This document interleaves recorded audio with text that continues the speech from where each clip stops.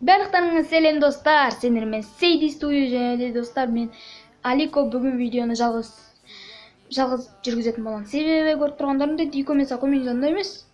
Және де достар, бүгінгі тақырып өздерің білетіндей Геннадий Головкиннің алғашқы жеңілісі. Құдайым-ау! What the fuck? Motherfuck! Қалай ол жеңіліп қалды, а? Мүмкін емес қой. Иә, себебі Альварес допинг ішті деп естідім. Бұл рас па? Және де достар, Геннадийдің жеңілгенде барлық қазақ халқына ауыр тиді. Әсіресе мына балаға.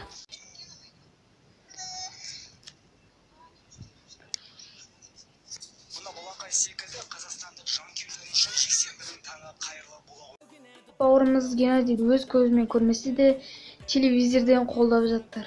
Тамашалаймыз.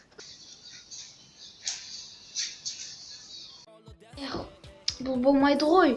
Бұл әділетсіздік қой, ол допинг ішті, ал Геннадий Головкин өз күшімен. Геннадий аға, сіз жеңуге тиіссіз. Сіз жеңу үшін боксқа қатыстыңыз. Бокс сіздің өміріңіз. Солай ма? Я, ол допинг қолдады, аузын айырам.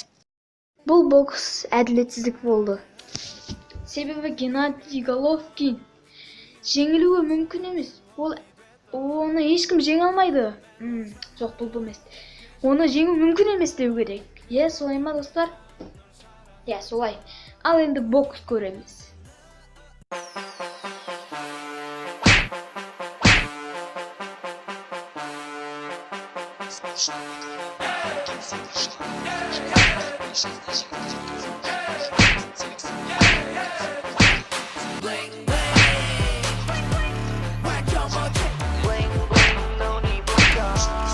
Көргендеріңізде Геннадий жақсы бокстасты.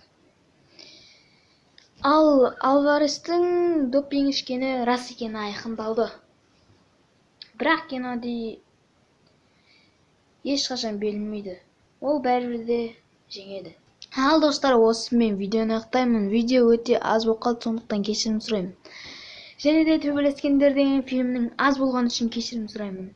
Және ол біртүрлі біз образға кіріп ойнаған жоқпыз. Арнаға тіркеліп, осы видеоға лайк басып кет. Және де бүгінгі видео аяқталды. Сау бол. Сен Геннадий Головкинді қайт жеңдің? Мен негізі ол мықты жігіт қой, мен жеңе алмаймын. Допинг қолдан әрең жеңдім, әйтпесе жеңе алмаймын.